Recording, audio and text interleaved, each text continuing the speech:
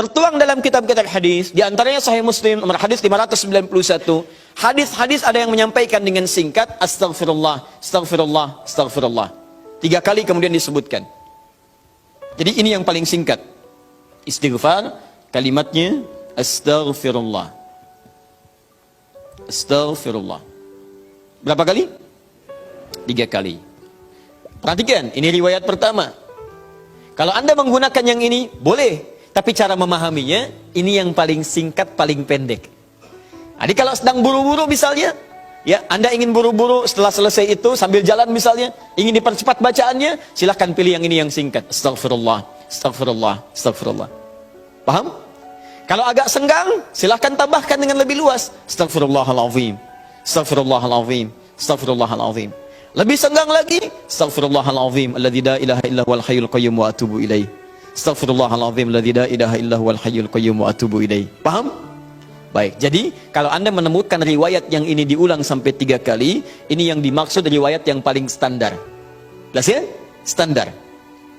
Ini standarnya, ucapkan ini astagfirullah, astagfirullah, astagfirullah 3 kali. Ini amalan pertama. Tahan, hadisnya belum selesai.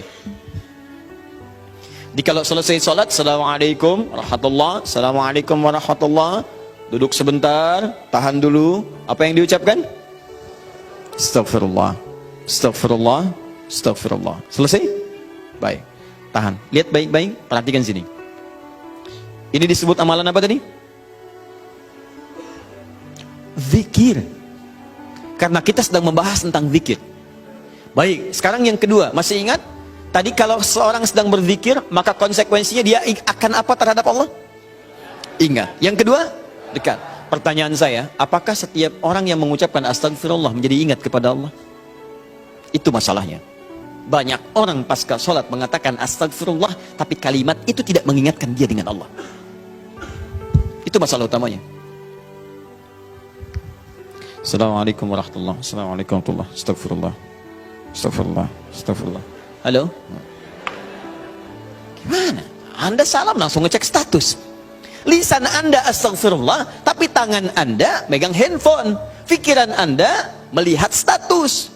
Sebagian orang bahkan merespon urusan dunia. Bagaimana istighfar bisa berkorelasi dengan itu semua? Itu masalah utamanya.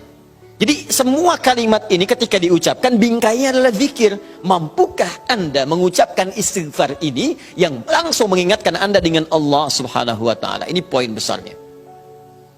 Nah, tahan. Saya berikan rahasia besar dulu di sini. Kenapa Anda mesti mengucapkan kalimat ini? Buka Al-Qur'an surah ke-71. Surah apa itu? Surah apa? Nuh. Bukan Al-Ma'arij. Al-Ma'arij 70. Ayat 10. Kalau mau dari ayat 9-nya sampai dengan 13. Kemudian saya kotaki ayat 10-nya. Nih, 10-nya saya kotaki di sini. Ini yang pentingnya. Awas, awas. Nabi Nuh alaihissalam berdakwah kepada umatnya. Berapa tahun? 950 tahun. Masya Allah, 950 tahun berdakwah kepada umatnya. Bahkan dakwanya terang-terangan, juga sembunyi-sembunyi, pelan dan silent. Ya, ada yang silent, ada yang terang-terangan, kencang.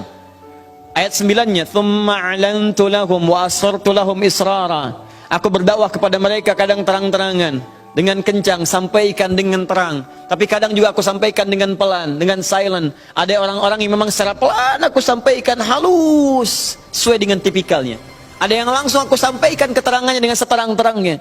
Tapi tahukah Anda, selama 950 tahun berdakwah itu, yang terang-terangan, yang sembunyi-sembunyi, kalimat pertama apa yang dimintakan Nabi Nuh kepada mereka?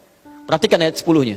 "Faqultu astaghfiru rabbakum innahu kana ghaffara." Rahasia pertama. Perhatikan baik-baik. Kalimat pertama yang disampaikan Nabi Nuh alaihissalam kepada kaumnya. 950 tahun. Masya Allah. Lihat baik-baik. Baik terang-terangan, baik dengan sembunyi-sembunyi, pelan-pelan, ataupun jahar. Apa kalimat pertamanya? "Faqultu astaghfiru rabbakum." Aku katakan pada mereka, istighfar kepada Rabbmu. Istighfar, istighfar. Ini. Nah, ketika Nabi Nuh mengatakan, istighfar pada Rabbmu, istighfar pada Rabbmu. Apakah kalimat Qur'annya berhenti sampai sini? Tidak. Teruskan ayatnya. Innahu kana ghaffara. Rahasia istighfar yang pertama, satu, Allah akan turunkan minimal sifat ghaffar kepada hambanya. Nanti kita lihat. Apa itu ghaffar? Belum tentu. Belum tentu. Tidak seperti yang Anda bayangkan. Allah punya sifat ghafir. Tapi kenapa yang muncul ghafar di sini? Buka Quran misalnya surah Ghafir. Fussilat surah ke-40. Ayat yang ketiga. Ghafiridz dzambi wa qabilit taubi. Allah mengampuni dosa seorang hamba. Ketika mengampuni dosa, kalimatnya menggunakan ghafir. Ghafirun, ghafiridz dzambi. Tapi kenapa Nabi Nuh menyebut dengan kalimat ghafar? Faqultu istaghfir rabbakum innahu kana ghaffar. Kenapa ghafar bukan ghafir? Satu. Nih. Dua, teruskan ayatnya, ayat 11. Yursilis samaa 'alaikum midrara. Dua, orang yang sering istighfar, maka Allah akan turunkan keberkahan lewat curah hujan yang lebat. Curah hujan, hujan yang berkah. Masya Allah. Ada hujan membawa berkah, ada hujan membawa? Bukan. Bukan, hujan tidak pernah menginginkan banjir. Hujan itu hanya membawa air. Baik, yang bikin banjir itu Anda yang tidak bisa mengatur airnya. Itu persoalannya. Jalur air dibuat bangunan. Air itu kan sederhana, dia hanya mencari tempatnya, dia meresap sesuai dengan tempatnya. Cuman Anda tidak menempatkan air sesuai dengan tempatnya. Itu masalahnya. Tapi ini beda. Ketika turun, airnya membawa keberkahan dalam kehidupan. Itu lain. Itu lain. Nanti saya berikan rahasia setelah ini. Tiga. Teruskan. Wa yumdidkum bi amwalin wa banina. Masya Allah. Ya istighfar, istighfar, istighfar. Ketika kamu istighfarnya benar kepada Allah, wa yumdidkum bi amwalin, maka Allah akan melimpah ruahkan harta benda Anda. Ya. Meluaskan harta. Banyak. Amwal bukan mal. Wa banina, bahkan keturunan. Teruskan. 1, 2, 3, 4 keturunan. Allahu Akbar. Lihat faedah istighfar. 5. Wa yaj'al lakum jannatin. Dan Allah akan limpahkan kepadamu kebun-kebun yang indah. Awas jangan dilihat kebunnya. Karena kalau Anda lihat orang-orang Arab pada saat itu, mereka emas sudah banyak. Bu, emas banyak. Walaupun masih banyak di Indonesia. Ada Mas Asep, Mas Johar, Mas Sodia. Ya. Tapi wujudnya beda, ya, wujudnya beda. Di sana emas banyak, perak banyak, bangunan megah. Tapi yang mereka belum dapatkan itu adalah kenikmatan pemandangan yang elok. Kebun-kebun, ya, isinya ada anggur, bawahnya kemudian ada sungai-sungai. Karena itu orang yang paling kaya di masa-masa dulu, di kalangan-kalangan Arab adalah orang yang memiliki kebun-kebun yang indah. Kalau cuma emas yang lain punya. Abu Jahal tuh nggak bangga dengan emasnya. Ya, Abu Lahab tidak bangga dengan emasnya. Apa yang mereka banggakan adalah kedudukan dalam kehidupan dan harta-harta yang seperti yang digambarkan. Tapi semua itu tidak mampu menjadikan mereka sebagai hamba di hadapan Allah Subhanahu wa taala. Poin yang paling besar, kalau disebutkan jannat dalam arti kebun-kebun dalam urusan dunia, itu maksudnya kenyamanan hidup. 5. Kenyamanan atau kemapanan hidup.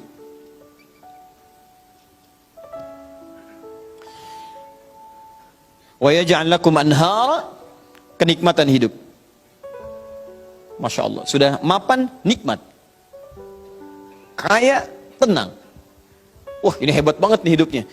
Dosanya diampuni oleh Allah. Kemudian hidupnya berkah, hartanya melimpah, keturunannya juga luar biasa, gitu kan? Setelah itu hidupnya nyaman, mapan dan nikmat. Kurang apa lagi?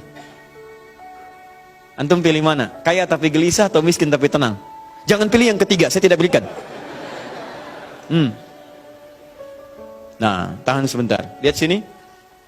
Jadi ketika Anda diminta istighfar, astagfirullah, astagfirullah, astagfirullah. Ternyata di antara esensi kalimat istighfar itu bukan kalimat biasa. Anda mampu mengucapkannya dengan baik, maka Allah turunkan kemuliaan lewat lisan Nabi Nuh itu.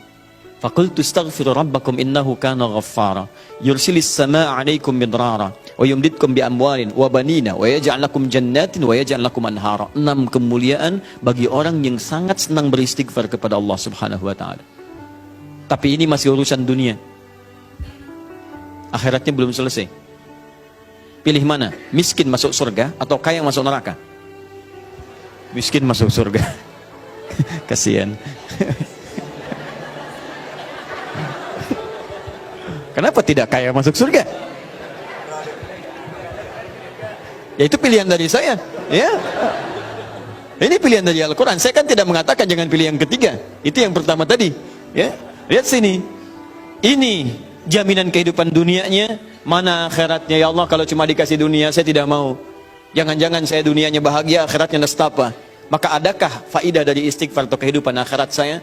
Kamu mau minta surga yang mana? Orang-orang surga biasa, saya berikan pada pelaku istighfar surga seluas langit dan bumi. Quran surah ketiga ayat 133. Ayat 133, paling kanan sebelah atas. Lihat, di sini hidupnya lapang, di sini surganya seluas lapangan. Lapangannya apa? Bukan lapangan dunia. Perhatikan lapangan akhirat. Wasari'u ila maghfirah. Bergegaslah Anda untuk memohon ampunan Allah. Maghfirah, turunan kata dari istighfar, minta ampun. Bukankah istighfar minta ampun? Ayo cepat, bergegas, rajin, cepat. Orang yang rajin istighfar, cepat istighfar. Lihat, wa jannatin arduhas samawati wal ard. Maka kami akan sediakan harapan baginya, menyediakan tempat kembalinya surga seluas langit dan bumi. Dan digolongkan ahli istighfar sebagai orang-orang yang takwa. Uiddat lil muttaqin, kami siapkan untuk orang takwa. Siapa orang takwa dimaksud? Awal ayatnya wasari'u ila maghfirah. Surga seluas langit dan bumi. Masya Allah. Silakan kalau mau koprol, berhenti di mana tuh? Ya.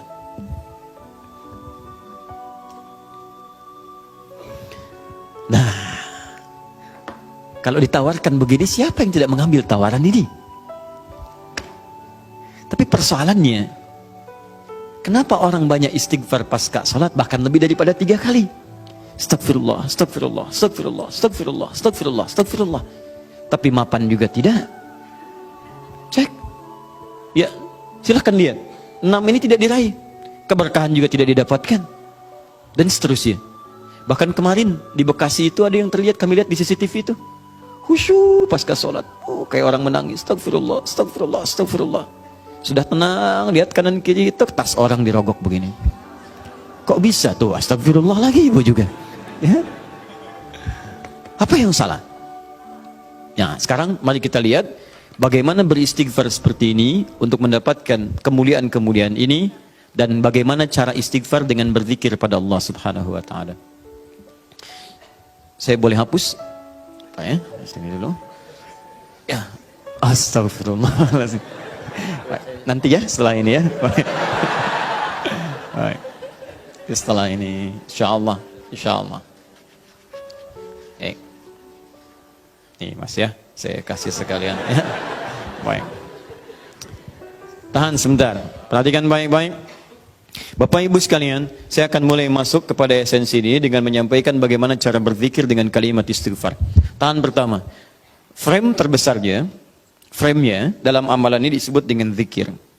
Ingat tadi telah disebutkan di awal.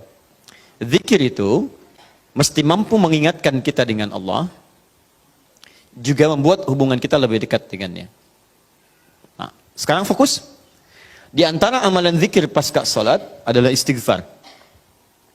Dengan mengucapkan kalimat paling singkat, astagfirullah, astagfirullah, astagfirullah. Sekarang kita bedah dulu isi kalimatnya. Ini astagfirullah. Dalam ilmu saraf, kalimat astagfirullah ini dibagi ke dalam 3 bagian. 1, ada awalan menggunakan kata ista begini. Kemudian ditambah dengan akar kata ghafara. Kemudian ditambah terakhir objek harapannya kepada Allah Subhanahu wa taala. Sekarang fokus baik-baik. Ista dalam ilmu saraf itu fungsinya untuk menunjukkan salah satunya, menunjukkan pada permohonan, meminta sesuatu. Ya, misal izin dari bahasa Arab, adzina mengizinkan, izin. Minta izin, istadzana. Hasuna baik, meminta diri lebih baik, istahsana. Ghafara, ampunan. Meminta ampunan menggunakan istaghfara. Istaghfara itu kata kerjanya. Istighfar keadaannya, kata benda atau sifatnya. Jadi kalau ini menunjukkan permintaan atau permohonan. Kemudian apa yang diminta? Ghafara, ampunan dari Allah Subhanahu wa taala. Tapi persoalannya dalam bahasa syariat tidak pernah ada kalimat ghafara, yaitu ampunan, kecuali disandingkan atau dilawankan kepada dosa. Ini poinnya. Jadi kalau Anda minta ampunan, Anda harus merasakan apa yang mau diampuni. Dia orang itu mustahil minta ampun kalau tidak ada yang mau diampuni. Paham? Ada seorang ngambil barang, tiba-tiba dipukulin orang lain, mengatakan ampun, ampun, ampun. Kenapa minta ampun? Untuk dihentikan pukulannya. Kenapa dipukul? Karena pernah berbuat salah. Bahasa singkatnya, jika Anda memohon ghufran kepada Allah, ampunan kepada Allah, itu artinya Anda telah berbuat kesalahan atau dosa dalam kehidupan. Jelas? Dosa dalam bahasa Arab disebut dengan dzambun namanya. Dzambun. Kalau dia banyak, disebut dengan dzunubun. Dzunubun. Dzunub. Kalau dosanya satu saja, dzambun, maka Allah menurunkan sifat untuk mengampuni satu dosa ini. Anda sebut namanya, minta kepada Allah, maka berpeluang mendapatkan ampunan dari Allah. Apa namanya? Ghafir. Sifat Allah yang mengampuni satu dosa. Ghafir. Turun Quran surah Ghafir. Ya, surah ke-40 itu. Ayat ketiganya, ghafiriz dzambi.